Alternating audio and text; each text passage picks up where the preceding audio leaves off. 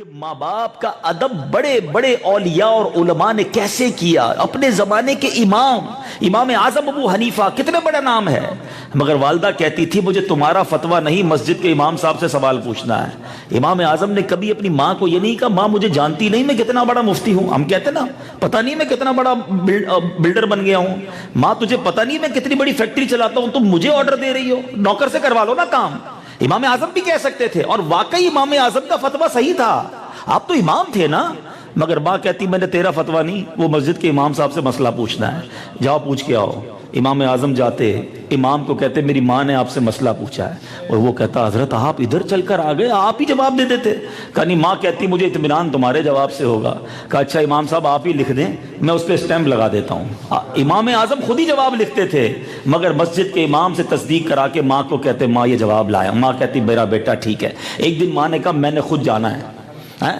ماں تم کہاں جاؤ گی؟ نہیں میں نے خود جا کے پوچھوں گی, جا کے امام سے خود پوچھوں گی.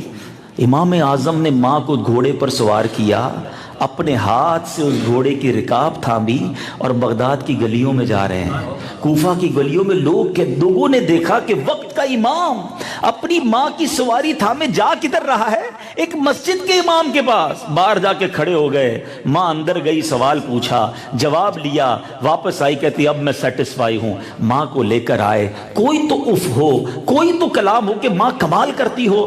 آج کا نوجوان کہتا ہے ماں بوڑھی ہو گئی ہو, تمہیں نہیں پتا زمانہ کتنا آگے نکل گیا ہے, بار بار تنگ نہ کیا کرو. ابو جی آپ آکورڈ باتیں کرتے ہیں, اب ہم ینگ ہو گئے ہیں, سارا بزنس میں ٹیک کیئر کر رہا ہوں, مجھے پتا ہے دنیا میں کیا ہوتا ہے, اب انٹرنیٹ کا دور ہے, اور آپ اپنے زمانے کی جب دیکھو باتیں سناتے ہیں. نہیں میرے میٹھے اسلامی بھائیوں, اگر دنیا میں عروج پانا ہے, دنیا میں ترقی کرنی ہے, اپنے ماں باپ کی خدمت کرنا. اور یاد رکھو جس کے پاس ماں باپ ہے نا بہت بڑی نعمت ہے. پوچھو ان سے جن کے ماں باپ چلے گئے, جن کی ماں چلی گئی, جن کے والد چلے گئے.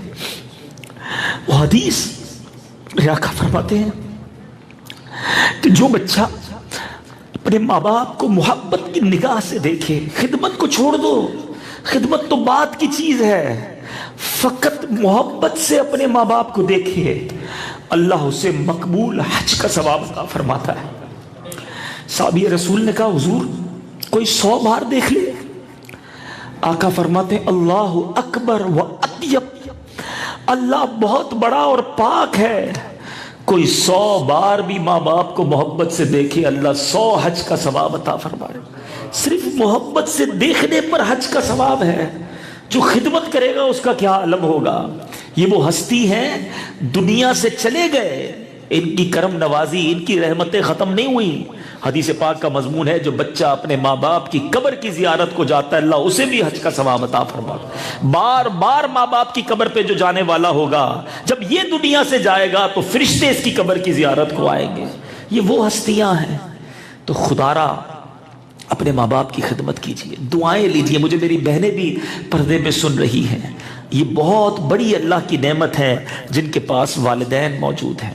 تو یہ ایک ہی حدیث میں کتنے سارے میسیجز ہیں. میرے آقا کا ایک اور انداز ماہ رمضان میں کیا تھا, نبی پاک خوب قرآن پڑھتے, قرآن پاک کی کثرت سے تلاوت کرتے. میں کوسچن کرتا ہوں اپنے آپ سے بھی اور آپ سب سے, 10 روزے گزر گئے, کتنا قرآن پڑھا ہے, کتنا قرآن انڈرسٹینڈ کرنے کی کوشش کی ہے. Ramzan especially it is the month of نزول قرآن. قرآن کہتا ہے شہر رمضان انزل فیہ القرآن. یہ یاد رہے کہ قرآن میں کسی اور مہینے کا ذکر نہیں ہے, فقط رمضان کا ذکر ہے. اور قرآن کہتا ہے کہ یہ وہ مہینہ ہے جس میں قرآن نازل ہوا. اب بتائیے نزول قرآن کے مہینے میں ہم نے کیا قرآن کی انڈرسٹینڈنگ حاصل کرنے کی کوشش کی. ایسا نہیں ہم بہت بیزی ہیں, آج کل شام کو سب فارغ ہو جاتے ہیں, کس کے پاس رات کو بزنس ہے, کس کے پاس رات کو کوئی کام ہے. اگر میں رمضان کی راتوں کو قرآن کے لیے مخصوص کر دیتا کہ یار اور کوئی کام نہیں کروں گا, قرآن سمجھنے کی کوشش کروں گا, میں آپ کو کچھ ہنٹس دوں گا کہ آپ بہت شارٹ ٹائم میں قرآن کو ایک سمرائز کیسے کر سکتے ہیں. قرآن میں اپروکسیمیٹلی 100 واقعات ہیں, 100 سٹوریز, قصے ہیں قرآن میں, اور امیزنگ ونڈرفل. آپ پڑھیں گے تو ایمان تازہ ہو جائے گا. پرابلم یہی ہے ہم بیٹھیں تو ہمارے پاس دنیا بھر کی معلومات ہے, امریکہ میں کیا ہو رہا ہے، یورپ کے حالات کیا ہیں، کون سی کرنسی کا ریٹ کیا ہے، آج کل بزنس کون سا اوپر جا رہا ہے، ساری ڈسکس ہم سے کروا لو. پوچھو بھائی قرآن میں کیا لکھا ہے، اللہ کے نبیوں کی ہسٹری کیا ہے، اس سے ہم دور ہوتے جا رہے ہیں. اور یقین کریں جتنی بار آپ قرآن کو انڈرسٹینڈ کریں گے، قرآن سے دل میں نور داخل ہوتا ہے. اللہ کے حبیب فرماتے ہیں وہ دل ویران ہے، حدیث سننا، وہ دل ویران ہے جس میں کچھ قرآن نہیں ہے. اپنے بارے میں چیک کر لو میرے دل میں کتنا قرآن ہے. خوش نصیب ہے کہ جن کے سینوں میں قرآن ہے، وہ قرآن کی آماج گاہ، ان کا سینہ قرآن کی آماج گاہ ہے. آج میں ایک چھوٹا سا واقعہ آپ کو قرآن کا سناتا ہوں، جس سے جو میسج ملے گا وہ بھی سن لیجئے گا اور انڈرسٹینڈ کرنے کی کوشش کریں کہ قرآن پڑھیں گے تو کتنا سیکھیں گے. One of the historic event of the history of earth, اس کائنات کا ایک بڑا ہی ہسٹورک ایونٹ تھا، ایک ایسا واقعہ جو قرآن میں موجود ہے. اور یہ واقعہ ہے قرآن میں، یہ واقعہ موجود ہے. سب سے پہلا جو مرڈر ہوا اس زمین پر، سب سے پہلا جو قتل ہوا وہ کس کا ہوا اور وہ کیوں ہوا، what is the reason behind this. یہ قرآن میں واقعہ موجود ہے. ماجرا یہ تھا کہ حضرت آدم علیہ السلام اور بی بی حوا کی جب شادی ہوئی، یہ تو پہلا جوڑا تھا نا، اب نسل انسانی کو انہی کے ذریعے چلنا تھا. لیکن جنریشن بڑھتی کیسے، کیا خوبصورت انتظام اللہ نے کیا کہ ہر پریگننسی میں، ہر حمل میں حضرت حوا کے یہاں ایک بیٹا اور ایک بیٹی پیدا ہوتی تھی. اگلی پریگننسی میں دوسرا بیٹا بیٹی پیدا ہوتی. تو جو ایک بیٹا اور بیٹی پیدا ہوتے تھے ونس ایک ساتھ، وہ دونوں بہن بھائی کنسیڈر کیے جاتے تھے. اگلی پریگننسی میں جو بیٹا بیٹی پیدا ہوتے وہ کراس میچ کے ذریعے آپس میں شادی کر سکتے تھے، کیونکہ اگر یہ الاؤ نہ ہوتا تو نسل آگے کیسے بڑھتی، انسان دنیا میں کیسے بڑھتے. تو یہی سسٹم چل رہا تھا. اب کیا ہوا، حضرت آدم کا ایک بیٹا ہے حابیل، ایک بیٹا قابیل. حابیل کے ساتھ جو لڑکی پیدا ہوئی اس کا نام تھا لیوزا، اور قابیل کے ساتھ جو لڑکی پیدا ہوئی اس کا نام تھا اکلیما. قابیل کا کہنا یہ تھا کہ مجھے اکلیما سے شادی کرنی ہے، وہ زیادہ خوبصورت تھی. حضرت آدم علیہ السلام نے کہا کہ بیٹا وہ تمہاری بہن ہے، وہ تمہارے ساتھ ہی پیدا ہوئی ہے، تمہاری اس سے اللہ کے حکم کے مطابق شادی نہیں ہو سکتی. وہ کہتا نہیں مجھے اسی سے کرنی ہے. بڑا ضد کیا، بڑا انسسٹ کیا. تو حضرت آدم علیہ السلام نے قابیل اور حابیل سے یہ کہا کہ تم ایسا کرو کہ اپنی اپنی قربانی اللہ کی بارگاہ میں پیش کرو. اللہ تبارک و تعالیٰ جس کی قربانی قبول کر لے گا اس کا مطلب اس کی بات ایکسیپٹ ہو جائے گی. اچھا، اس زمانے میں قربانی یا صدقہ دینے کا فارمولہ یہ تھا کہ بندے اپنی قربانی رکھتے تھے اللہ کی بارگاہ میں، آسمان سے آگ آ کر اس کو لے جاتی یا جلا دیتی، تو اس کا مطلب وہ قربانی قبول ہو گئی ہے. تو اب کیا کیا، قابیل نے چند گیہوں کے دانے رکھے، گیہوں رکھا. حابیل نے بکرا، ایک چھوٹی بکری کا بچہ وغیرہ رکھا. آسمان سے آگ آئی اور حابیل کی قربانی لے گئی. اٹ مینس حابیل کا جو کانسیپٹ تھا وہی ٹھیک تھا، قابیل واز رانگ. حضرت آدم علیہ السلام نے کہا کہ دیکھا میں بھی کہتا تھا، اللہ کی طرف سے بھی حکم آ گیا ہے تم اکلیما سے شادی نہیں کر سکتے. مگر اس کے دل میں اب اپنے بھائی سے حسد ہو گیا، جیلسی. یہ کیسے ہو سکتا ہے، مجھے تو کرنی اسی سے شادی ہے. آخر کار قابیل نے اپنے بھائی حابیل کو قتل کر دیا. یہ اس زمین پر سب سے پہلا مرڈر تھا. اچھا، مرڈر بھی پہلا تھا اور ڈیتھ بھی پہلی تھی. دنیا میں کوئی مرا بھی نہیں تھا اس سے پہلے. تو اب قابیل شوق. اچھا، قابیل نے یہ کر تو دیا. 7 دن تک زمین پر زلزلہ رہا، ایسا ارتھکویک آیا کیونکہ اللہ کی طرف سے غضب نازل ہوا کہ یہ کیا ہو گیا، اتنا بڑا گناہ. بہرحال حضرت آدم علیہ السلام بہت ناراض ہوئے، غضبناک ہوئے، اپنے بیٹے قابیل کو نکال دیا کہ تم اب مجھ سے دور ہو جاؤ. اب قابیل شاکڈ یہ ہو گیا کہ حابیل کا کرنا کیا ہے، لاش کا کرنا کیا ہوتا ہے یہ بھی کسی کو نہیں پتا تھا. کوئی مرا ہی نہیں تھا تو پتا ہوتا کہ قبر بنتی ہے یا کیا کیا جاتا ہے. وہ 7 دن تک، مفسرین کرام لکھتے ہیں 7 days تک وہ اپنے بھائی کی لاش کو اپنی پیٹھ پر لے کر گھومتا رہا کہ اس لاش کا کروں کیا. پھر اللہ تبارک و تعالیٰ نے ایک خوبصورت ڈیمونسٹریشن کا انتظام کیا. 2 کوے حابیل کے سامنے آئے، ان کی آپس میں لڑائی ہوئی. ایک کوے نے دوسرے کوے کو مار دیا، اور اب اس کے بعد جس نے مارا تھا اس نے زمین کھود کر اس کوے کو دبا دیا. اب قابیل نے ریئلائز کیا کہ یوں کرنا ہے اس لاش کے ساتھ. اس نے کھڈا کھودا، اپنے بھائی کو دفنا دیا. ایک بات یہاں اور بتا دوں، یہ کنفیوژن رہتی ہے کہ قتل کس نے کیا تھا اور قتل کون ہوا. تو بڑا آسان طریقہ یاد کرنے کا، قاف سے قابیل ہے اور قاف سے ہی قاتل ہے. قاتل جو تھا وہ قابیل تھا, حابیل کو مرڈر کیا گیا. اچھا اب حدیث پاک سنیے. نبی پاک علیہ الصلوۃ والسلام فرماتے ہیں, جس کا مضمون ہے کہ دنیا میں جب تک قتل ہوں گے, نہ کبھی بھی دنیا میں ناحق قتل کیا جائے گا تو اس میں قابیل کو بھی گناہ ملے گا. بیکاز ہی انوینٹڈ مرڈر, یہ اس نے ایجاد کیا, سب سے پہلا اس نے یہ گناہ کیا, گویا یہ راستہ کھولا. علماء اس حدیث کے تحت لکھتے ہیں کہ اس سے بڑی اہم بات سمجھیے گا کہ جب بھی کوئی شخص گناہ سکھاتا ہے کسی کو, گناہ کے راستے بتاتا ہے, یہ بہت سارے نوجوان بیٹھے ہیں نا, ایک تو بندہ گناہ کرے غلط ہے مگر اسی کو شیئر بھی کر رہے ہوتے ہیں, میں نے یہ کام کر لیا ذرا آپ بھی کر لیں, یہ فلم دیکھ کر آیا ہوں ذرا آپ بھی دیکھ لیں. گناہ جاریہ دوسروں کو بھی راستے دکھا رہا ہے. اس حدیث سے یہ سیکھنے کو ملا کہ جو گناہ کرتا ہے اور دوسروں کو سکھاتا ہے, تو جتنے لوگ گناہ کرتے رہیں گے سب کو یہ جب اس بندے کو اس کا گناہ ملے گا. اور بالکل اسی طرح اگر کوئی نیکی کا کام شروع کر دے, کوئی ایسا کام اللہ کروا لے جس کے ذریعے اور لوگ نیکیاں کرتے چلے جائیں, تو انشاءاللہ جتنے نیکیاں کریں گے اتنا ثواب اس شخص کو جس نے یہ شروع کیا تھا اس کو ملے گا. اب اس وقت یہ میرا بیان سوشل میڈیا پہ لائیو جا رہا ہے, جو ویورز دیکھ رہے ہیں اگر اس کو شیئر کر رہے ہیں تو انشاءاللہ جتنے لوگ دیکھیں گے اللہ کی رحمت سے وہ ثواب آپ کو ملے گا. لیکن وہ چیزیں جو غلط ہیں وہ بھی شیئر کیے جا رہے ہو. کیا میں بتاؤں, بہت ساری ایگزامپلز ہیں کہ بندہ کچھ تو میں ایسا دیکھتا ہوں کہ ایسے گناہ جس میں آپ کو کوئی انجوائے بھی نہیں ہو رہا اور دوسرے کر رہے ہیں, گناہ آپ کو مل رہا ہے. اپنے موبائل میں گانوں کی ٹیون رکھتے ہیں, بھائی مجھے کال کرو پہلے گانا سنو. خالی مجھے ویسے ہی گناہ تھوڑے نہیں ہیں اور لوگوں کے گناہ بھی سر پہ لینے, عجیب پکچرز لگا دیں گے, بھائی سارے لوگ دیکھو یہ میری گاڑی کے پیچھے لگی ہوئی ہے, سارے دیکھ کر گناہ کرو, میرے اکاؤنٹ میں بھی گناہ ڈال دو. اللہ کے بندوں ایسے کام کرو جو پہلے ہی اپنے گناہ تھوڑے نہیں ہیں, دوسروں کے گناہ بھی اپنے سر لینے ہیں. تو ایک بات تو یہ سیکھنے کو ملی. اب اس واقعے سے یہ ہو گیا قرآن کا واقعہ, مختصر میں نے سنایا, بڑا ڈیٹیل میں ہے مگر میں چونکہ وقت تھوڑا ہے تو کمپائل کرتا ہوں اپنے بیان کو.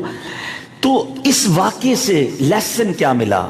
حسد, جیلسی, یہ اتنا برا عمل ہے جو بھائی کو بھائی کے قتل پر بھی ابھار سکتا ہے.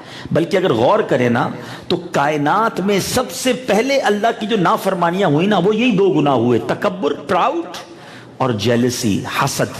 شیطان نے کیوں سجدہ نہیں کیا تھا حضرت آدم کو؟ یہ پہلا گناہ تھا نا, پہلی نافرمانی تھی کہ میں کیوں سجدہ کروں, یا اللہ تو نے اسے مٹی سے بنایا, مجھے آگ سے بنایا, I'm superior that him, میں تو اس سے زیادہ افضل ہوں. اپنے آپ کو افضل سمجھنا, اپنے آپ کو superior سمجھنا, دوسرے کو کمتر سمجھنا, یہی تو تکبر ہے نا. شیطان نے پہلا گناہ جو کیا, پہلی جو خطا کی وہ تکبر تھا, اور سیکنڈلی حسد تھا کہ اس کو سجدہ مجھے کیوں نہیں. اور یہی کام قابیل اور حابیل کے درمیان بھی ہوا. قرآن کے اس واقعے سے مجھے اور آپ کو کیا سیکھنا ہے کہ حسد کے قریب نہ جائیں, یہ گناہ کبیرہ ہے. حدیث پاک میں ذرا سنیے گا, اللہ کے حبیب صلی اللہ تعالی علیہ وسلم فرماتے ہیں, میرے آقا فرماتے ہیں جس کا مضمون ہے حسد نیکیوں کو اس طرح کھا جاتا ہے جس طرح آگ لکڑیوں کو کھا جاتی ہے. آگ لگائیں اور تھوڑی دیر بعد کیا ہوتا ہے, لکڑیاں ختم نا, سارا دن نیکیاں کرو بڑی مشکل سے, اور حسد کر کے وہ نیکیوں کو آگ لگا دیتے ہیں.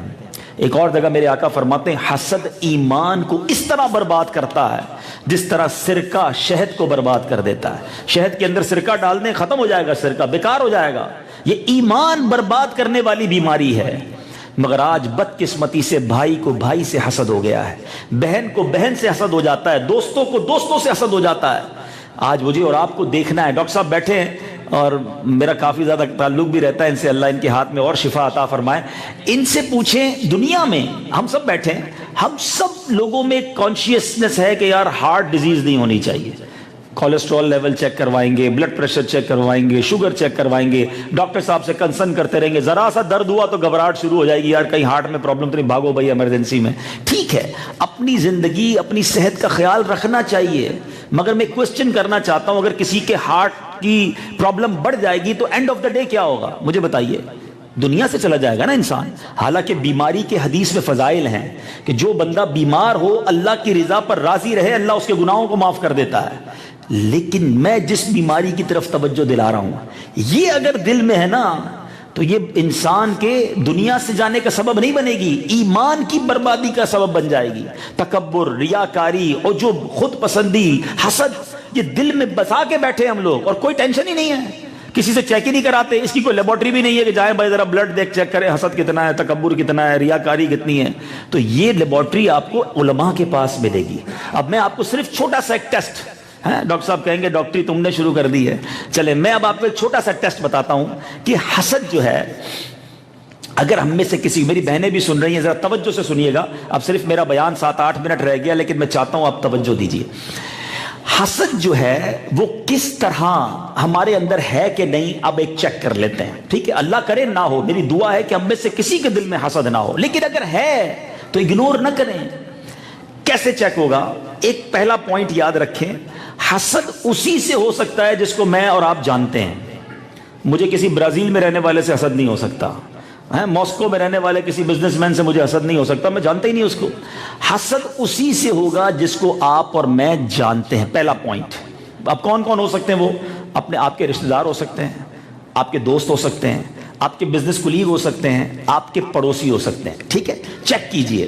اب میرا پہلا ٹیسٹ سب کے لیے, کوئی ایسا ہے زندگی میں, آپ کی لائف میں, اب ذرا غور کیجئے, فیملی میں بھی غور کیجئے, دوستوں میں بھی کیجئے, قریب کے بزنس مین میں کیجئے, کہ جب بھی اس کو ترقی ملتی ہے آپ کو ٹینشن شروع ہو جاتی ہے.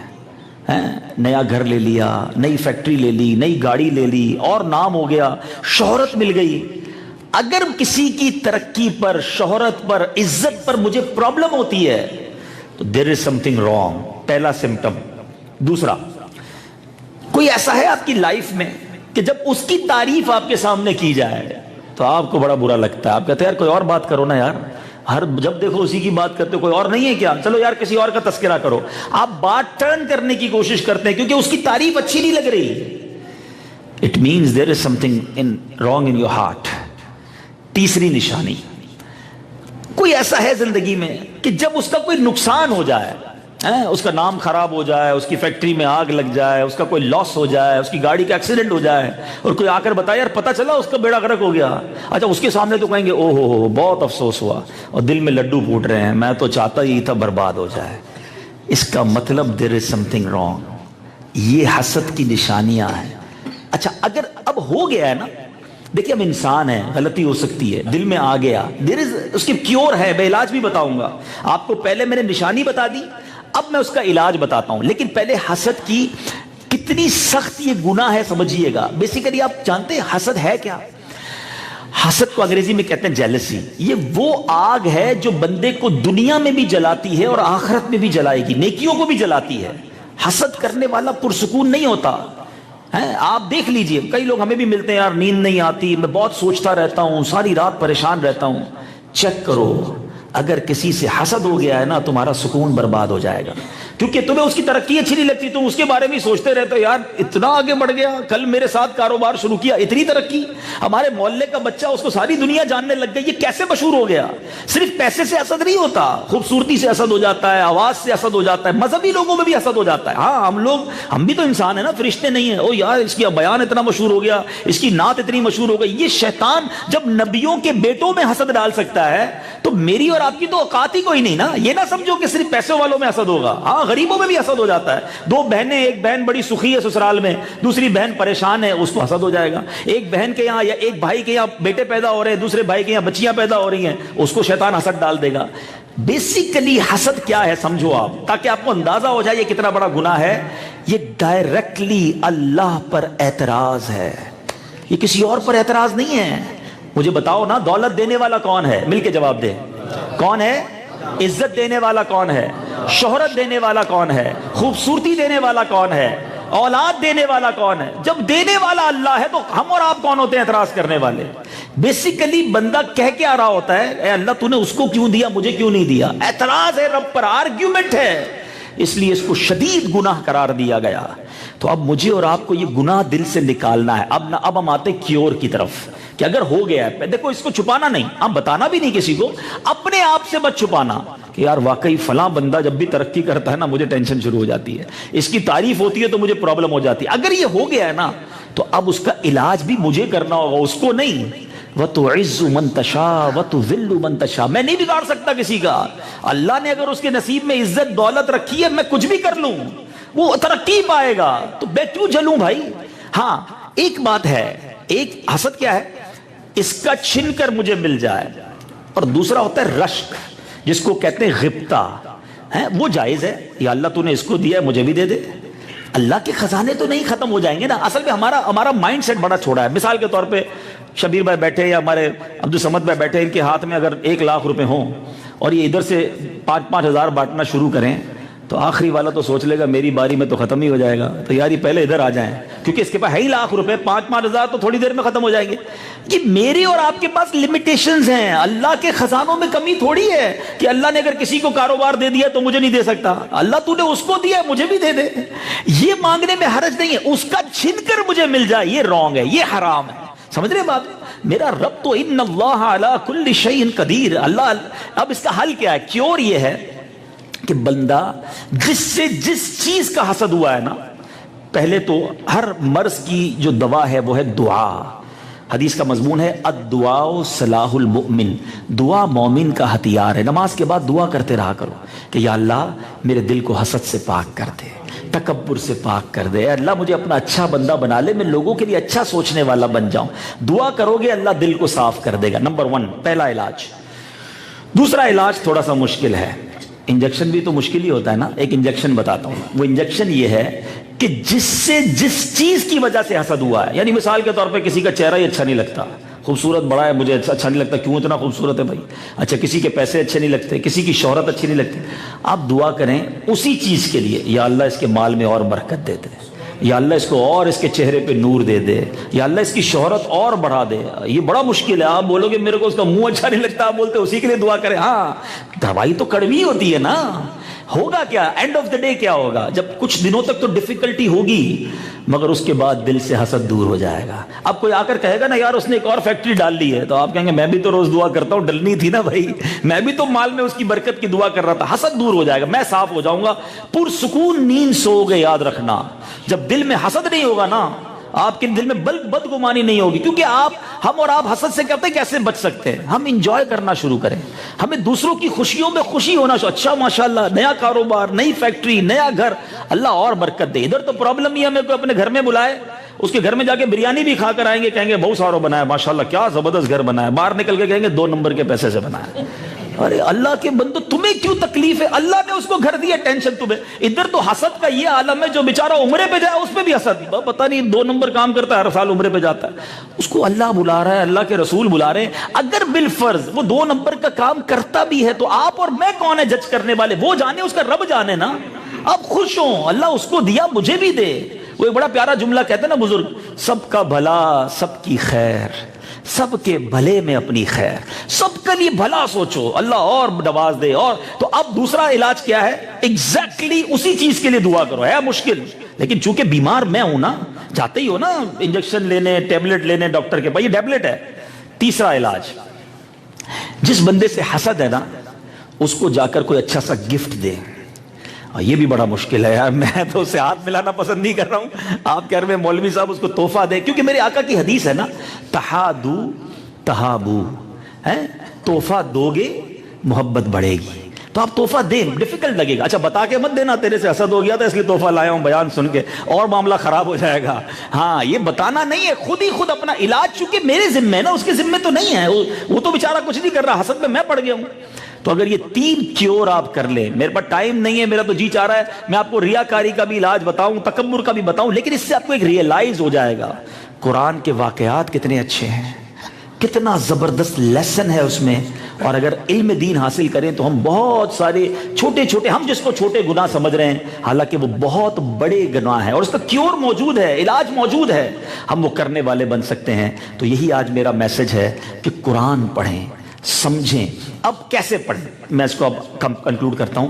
100 کے قریب واقعات ہیں، ٹھیک ہے. پورا قرآن کھول کے خود واقعات ڈھونڈنا بڑا ڈیفیکلٹ تھا. اللہ سلامت رکھے ہمارے علماء کو، کمپائل کر کے قرآن کے وہ 100 کے قریب واقعات ہمیں ایک بک میں دے دیے. بک کا نام بھی بتا دیتا ہوں، اس بک کا نام ہے عجائب القرآن غرائب القرآن. مکتبۃ المدینہ فیضان مدینہ میں وہاں سے لے لیں، نہیں خریدنی بھائی، خرچہ نہیں کرنا، ڈاؤن لوڈ کر لیں، فری ڈاؤن لوڈ کر لیں، ٹھیک ہے. آئی پیڈ میں آ جائے گی، موبائل میں آ جائے گی. روز کا ایک واقعہ پڑھ لیں، 5-6 صفحے ہیں، 15 منٹ بھی نہیں لگیں گے. قرآن کے ایک واقعے کی انڈرسٹینڈنگ، اس کا سبق مل جائے گا۔ ہم نے اس کو آپ کے لیے اور آسان کیا۔ مجھے بڑا خیال تھا اس بات کا کہ میں بیانات کرتا ہوں تو لوگوں کو کہتا ہوں قرآن کے واقعات پڑھو، تو پھر خیال آیا کیوں نہ ان واقعات کو ریکارڈ ہی کرا دیا جائے۔ تو ہم نے الحمدللہ قرآن کے یہ سارے واقعات مدنی چینل کے لیے ریکارڈ کروا دیے۔ یہ پروگرام آن ایئر بھی ہو چکا، اس کے میموری کارڈ بھی بنا دیے کہ موبائل میں لگائیں، روز کا ایک واقعہ گاڑی میں جاتے جاتے سن لیں، واپسی میں سن لیں، بچوں کو بٹھا کر سنا دیں کہ چلو آؤ بیٹا قرآن کی ایک کہانی سنتے، قرآن کا واقعہ سنتے۔ اس پروگرام کا نام ہے ایک قصہ ہے قرآن سے۔ آپ اس کو یوٹیوب پر بھی تلاش کر سکتے ہیں، آپ چاہیں تو میموری کارڈ مرکز سے منگوا لیں، لیکن سنیں۔ اب اگر رمضان کی راتوں میں 100 واقعات سن لیتا ہوں، کتنی اچھی نیند آئے گی کہ یار اب قرآن میں کیا کیا بیان ہوا، اس کا ایک بڑا حصہ میں سمجھ چکا ہوں۔ ایک سیٹسفیکشن ہوگا نا، ایک یہ کام کر لے، ایک دوسرا کام رمضان میں ٹارگٹ لے لے۔ وہ کیا ہے؟ قرآن کی ویسے تو 6666 اپروکسیمیٹلی بتایا جاتا ہے آیتیں ہیں، ٹھیک ہے، سمجھنی ساری چاہیے، مگر آؤٹ آف دوز مور دین 6000 آیات اللہ تبارک و تعالیٰ نے اپروکسیمیٹلی 88 جگہ پر 88 ٹائمز ڈائریکٹلی مجھ سے اور آپ سے کیا بات کی ہے؟ یا ایھا الذین آمنو کہہ کر، اے ایمان والو کہہ کر ڈائریکٹلی مجھ سے اور آپ سے بات کی ہے۔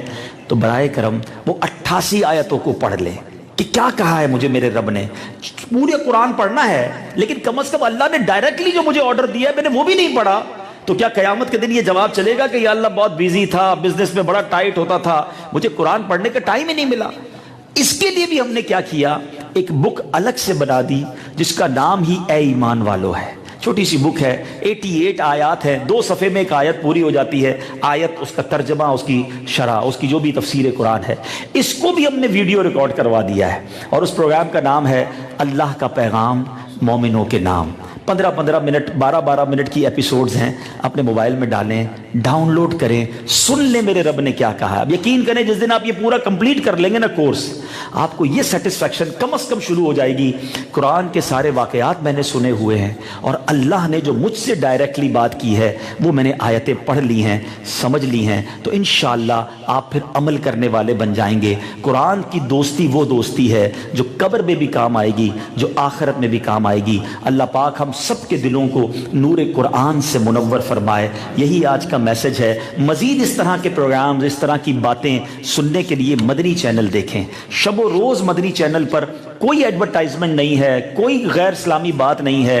ہر منٹ مدنی چینل کا آپ کو انشاءاللہ پروڈکٹیو ملے گا، آپ کے علم میں اضافہ ہوگا۔ اور آج کل تو ماشاءاللہ جو رمضان جو نشریات جاری ہے، افطار کے وقت جو رکعت انگیز دعائیں ہیں، سحری کے جو پروگرامز ہیں، جب جب موقع ملے اپنی فیملی کے ساتھ آپ مدنی چینل دیکھیں۔ Each and every member of your family will learn انشاءاللہ۔ ان کو سیکھنے کو ملے گا کہ دین پر عمل اور اتنا مشکل نہیں ہے۔ آپ نے دیکھا ہوگا آج میں نے جو بیان کیا بہت سہل کر کے آپ کو ایسی باتیں بتائیں کہ بڑا اسٹیپ بائی اسٹیپ اس کو عمل کر لے تو بہت ساری چیزوں پر عمل کرنا آسان ہو جائے گا۔ مگر آخر میں پھر اسی بات کو کہوں گا، اب جو 18-20 دن رہ گئے ہیں پلیز اس کو ضائع نہ کریں۔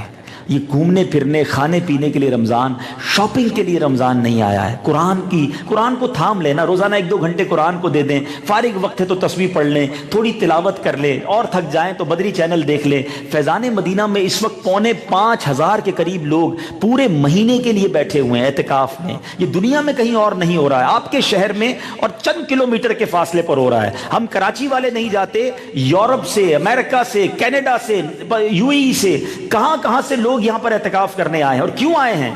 کہ پورا مہینہ ٹریننگ لیں گے، پورا مہینہ عبادت کریں گے، اس مہینے میں گناہ نہ ہو، بس عبادت ہو جائے، اس لیے آ کر بیٹھے ہیں۔ تو چلے آپ پورے مہینے کے لیے نہیں، کبھی افطار کے وقت آ جائے، کبھی رات فارغ ہے دوست، چلو یار 1 گھنٹہ فیضان مدینہ چلے جاتے ہیں، وہاں علم دین سیکھ لیں گے، کسی کی دعا لگ جائے گی، کسی کی آمین کے صدقے ہمارا بیڑا پار ہو جائے گا۔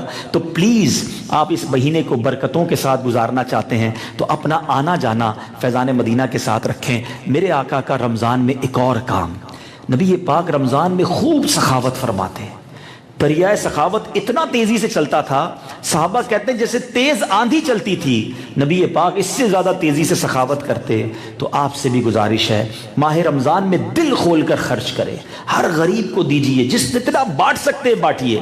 رمضان میں خرچ کا حساب بھی نہیں ہے، اور جو اللہ کی راہ میں رمضان میں خرچ کرے گا اللہ بہت ملٹیپلائی کر کے اسے عطا فرمائے گا۔ تو اپنی زکوٰۃ پوری نکالیں، صدقات دیں، زکوٰۃ اور صدقہ، زکوٰۃ کے علاوہ بھی پیسے لوگوں میں تقسیم کریں, غریبوں کی سحری افطاری کا خیال رکھیں. اسی طرح زکوٰۃ میں ایک بڑی مسٹیک بھی ہو رہی ہے آج کل کہ ایک تو لوگ زکوٰۃ کو پراپر کیلکولیٹ نہیں کر رہے.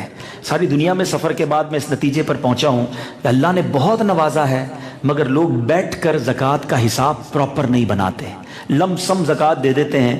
لیکن میں پوچھنا چاہتا ہوں کہ جب آپ کو ٹیکس ریٹرن پے کرنا ہوتا ہے, آپ کو کسی انکم ٹیکس کا ریٹرن پے کرنا ہوتا ہے, آپ کسی اچھے کنسلٹنٹ سے رابطہ کرتے ہیں, ایڈوکیٹ سے مشورہ کرتے ہیں, خود نہیں بناتے. خود ہی بنا لیا کرو نا اپنا ٹیکس. نہیں بھائی غلطی ہو گئی تو وہ زیادہ ایکسپرٹ ہے. تو زکوٰۃ میں آپ کی فیملی میں کون ایکسپرٹ ہے جو آپ نے خود ہی بنا لی؟ زکوٰۃ اسلام کے 5 پلر میں سے ایک اہم ترین فرض ہے. تو کسی عالم سے رجوع کر لینا, کسی مفتی کے پاس 10 منٹ بیٹھ جائیں کہ حضور یہ میری ویلتھ ہے, یہ میرا انداز ہے, آپ مجھے بتائیں مجھ پر کتنی زکوٰۃ فرض ہے. Point number 1.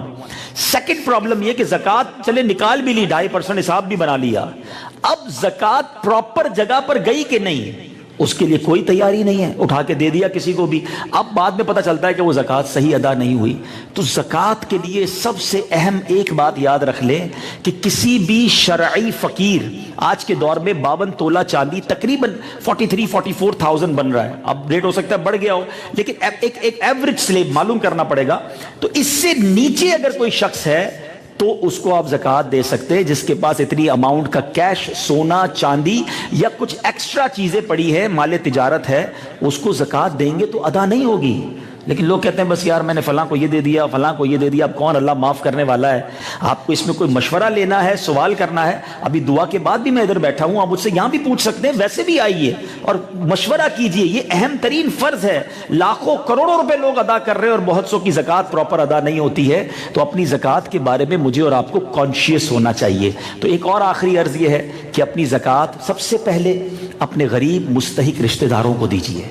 حق ہے آپ کا, آپ کے رشتہ داروں کا, کہ آپ اپنے رشتہ داروں کو زکوٰۃ دیں اگر وہ مستحق ہیں, اور اس کے بعد اپنے غریب مسلمان پڑوسی ہیں, ملازمین ہیں, مستحق ہیں, انہیں دیجئے. اور اس کے بعد آخر میں عرض کروں گا کہ عاشقان رسول کی مدنی تحریک جو ساری دنیا میں دین کی خدمت کر رہی ہے, آج دعوت اسلامی اتنے بڑے اسکیل پہ کام کر رہی ہے کہ ہمارے 2800 سے زیادہ مدرسے ہو چکے ہیں, 600 سے زیادہ دارالعلوم بن چکے ہیں, آل ٹوگیدر 1,80,000 سے زیادہ بچے بغیر کسی فیس کے قرآن پڑھ رہے ہیں اور عالم دین بن رہے ہیں. ابھی قرآن کی بات ہو رہی تھی نا, دعوت اسلامی کے مدرسوں سے 84,000 سے زیادہ حافظ قرآن بن چکے ہیں, 2.25 لاکھ سے زیادہ بچوں نے ناظرہ قرآن پڑھ لیا ہے. ہم روزانہ 20,000 لوگوں کو کھانا کھلا رہے ہیں, 600 سے زیادہ سال کی مسجدیں بنا رہے ہیں. اللہ کی رحمت سے ہمارے مدرسہ آن لائن میں 10,000 سے زیادہ اسٹوڈنٹ آن لائن علم دین اور قرآن پاک 70 سے زیادہ کنٹریز میں الحمدللہ قرآن پاک اور آن لائن علم دین حاصل کر رہے ہیں. ہم 3 زبانوں میں چینل چلا رہے ہیں, اردو, انگلش اور بنگلہ زبان میں. آپ ریئلائز کریں کہ یہ کتنا بڑا نیٹ ورک ہے, اور الحمدللہ اس پورے نیٹ ورک کو رن کرنے کے لیے ہمارے 26,000 امپلائیز ہیں. 26,000 لوگوں کو ہم تنخواہ دیتے ہیں. اگر ایوریج تنخواہ ہم 20,000 روپے بھی پکڑ لیتے ہیں تو کبھی کیلکولیٹر بیٹھ کر حساب کیجئے گا, 26,000 کو 20,000 سے ملٹیپلائی کریں تو 52 کروڑ روپے مہینے کی کم و بیش تنخواہ بنتی ہے. دوسرے لفظوں میں ہمارا روز کی تنخواہ تقریباً 1.5-2 کروڑ روپے کی ہے. اس میں بچوں کا 20,000 بچوں کا روزانہ کھانا شامل نہیں ہے, اس میں مسجدوں کی پلاٹ اور تعمیرات شامل نہیں ہے, اس میں 3 زبانوں میں چلنے والے مدنی چینل کی سیٹلائٹ فیس شامل نہیں ہے. تو ذرا غور کیجئے کہ صرف تنخواہ کا خرچ اتنا ہے تو ٹوٹل دعوت اسلامی کا خرچ کتنا ہوگا. تو آخر میں گزارش یہی ہے کہ اپنی زکوٰۃ میں, اپنے فطرے میں, اپنے عطیات میں اپنی دعوت اسلامی کو دل کھول کر اس بار سپورٹ کیجئے. اور فطرہ مجھے اندازہ ہے میرا وقت پورا ہو گیا ہے, میں 1 منٹ اور لے لیتا ہوں. میں چاہتا ہوں ایک اور نیکی کی بات آپ سے کر لوں. آج ہم جتنے لوگ ہیں اللہ نے مجھے اور آپ کو بہت نوازا ہے, ہم کروڑوں سے اچھی لائف گزار رہے ہیں, کپڑے اچھے پہنتے ہیں, گاڑیاں اچھی ہیں, رہائش اچھی ہے, کھانا اچھا کھاتے ہیں. فطرہ کون سا دیتے ہیں؟ جو سب سے لوور کیٹیگری کا ہے. ہمیں شاید یہی پتا ہے کہ ایک ہی فطرہ ہے 100 روپے کا. مفتی منیب الرحمان صاحب نے جو اعلان کرنا ہے, ہم نے جا کے 10 بندوں کی پرچی کٹوا لینی ہے. اللہ کے بندوں, کیا کپڑا لیتے وقت یہ پوچھتے ہو کہ سب سے سستا والا کون سا ہے؟ ہم کہتے ہیں بہترین کوالٹی بتاؤ. تو فطرے میں 4 کوالٹیز ہیں. میرے آقا نے گندم, جو, کھجور اور کشمش کا فطرہ بتایا. تو اللہ نے جب مجھے اور آپ کو بہترین لائف دی ہے تو اللہ کی راہ میں بھی اچھا خرچ کریں. کشمش کا فطرہ دیں, کھجور کا فطرہ دیں. کھجور افطار میں 20 روپے کلو والی نہیں چاہیے ہم کو, اجوا چاہیے بیسٹ والی. تو فطرے میں بھی تو اچھی کھجور والا فطرہ دینا. تو اس بار جب فطرہ دیں انشاءاللہ معلوم کریں کہ بیسٹ فطرہ کون سا ہے اور اپنے فطرہ ادا کریں. چاہے کسی کو بھی دیں, دعوت اسلامی کو بھی دے سکتے ہیں, لیکن اللہ کی راہ میں جب خرچ کرنے کی باری آئے تو دل کھول کر خرچ کریں. اللہ تعالیٰ آپ کو دنیا اور آخرت کی برکتیں عطا فرمائے. احمدانی فیملی کو میں شکریہ ادا کروں گا, آج انہوں نے ہمیں یہاں بلایا, اپنا میسج دینے کا موقع دیا. اللہ اس گھر پر اپنی رحمتوں کا نزول فرمائے. ختم قرآن ہوا ہے, یاد رہے جہاں ختم قرآن ہوتا ہے وہاں خاص اللہ کی رحمتوں کا نزول اور یہ دعاؤں کی قبولیت کا وقت ہے. اللہ تعالیٰ ہم سب پر اپنی رحمتوں کی بارش برسائے. صلو علی الحبیب صلی اللہ تعالی علی محمد.